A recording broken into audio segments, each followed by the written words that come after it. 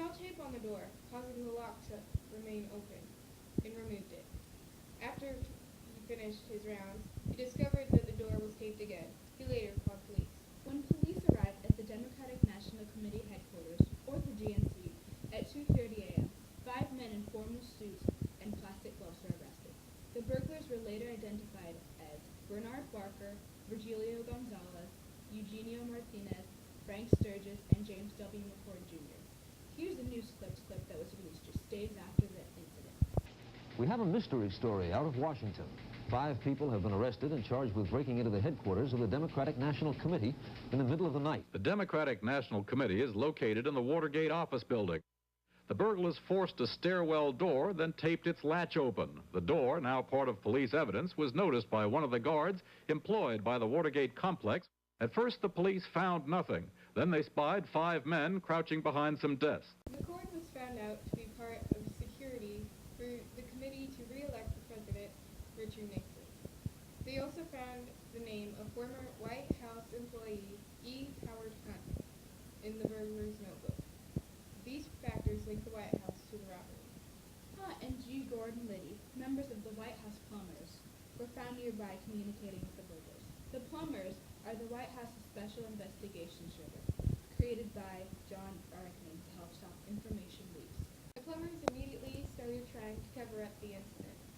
In order to ensure the cover-up, documents were destroyed and investigators were lied to. Over the course of that summer, reporters Bob Woodward and Carl Bernstein were reporting on the scandal. They received information from a White House source known as Deep Throat. Deep Throat confirmed information that Bernstein and Woodward already knew. The reports made public interest grow.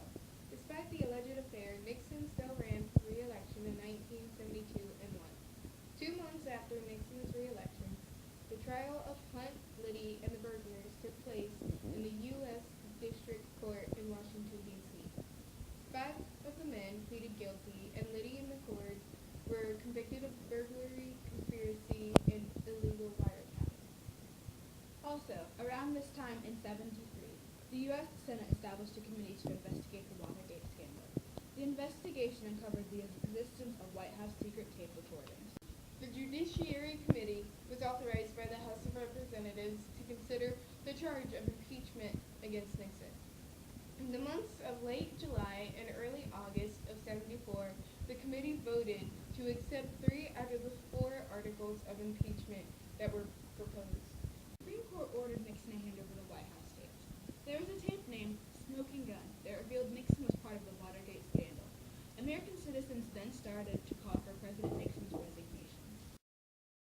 The investigation, the Democratic break-in thing, we're back in the problem area because the FBI is not under control because Gray doesn't exactly know how to control us. And their investigation is now leading into some productive areas because they've been able to trace the money, not through the money itself, but through the bank, sources, and the banker stuff, and it goes some directions we don't want it to go. Also, there have been some things like an informant came in off the street to the FBI in Miami with a photographer who has a friend who's a photographer who developed some films for this guy Parker. And the films had pictures of Democratic National Committee letterhead documents and things. So there's things like that that are filtering in. Mitchell came up with yesterday, and John Dean analyzed very carefully last night and concurs now with Mitchell's recommendation that the only way to solve this, and we're set up beautifully to do it, the only network that paid any attention to last time was NBC, who did a massive story on the Cuban thing and all. Finally, a few days ago, Richard Nixon decided to resign from the presidency. Now let's go to our lady on the street, Layla Johnson. Thank you, Laura. I'm here in Troy, Ohio, trying to get the average citizen's opinion on Richard Nixon's recent resignation. Hello, sir. Could I ask you a few questions? Sure. What is your name? My name is Charles Buttersworth. All right, Charles. What are your thoughts on Nixon's recent resignation? I'm glad he resigned. The Watergate scandal kind of shook the faith of the American people's trust, and I think with his resignation, it kind of restored that faith in him. Do you think he made the right choice in resigning? Yes,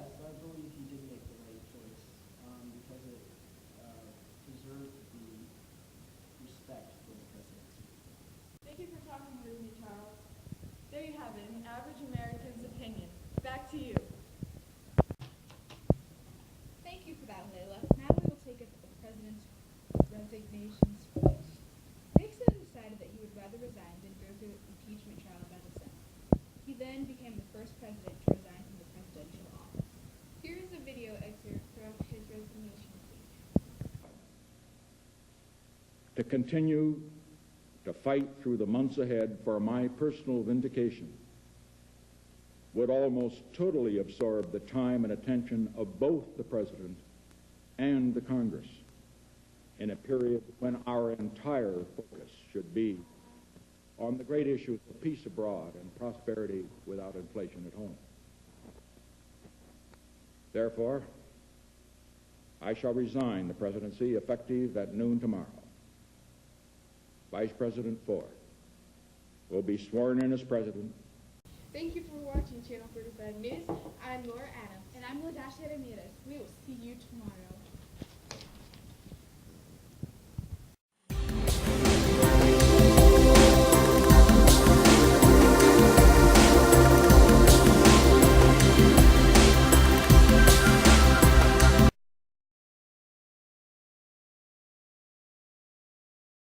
Hello, sir. Could I ask you a few questions?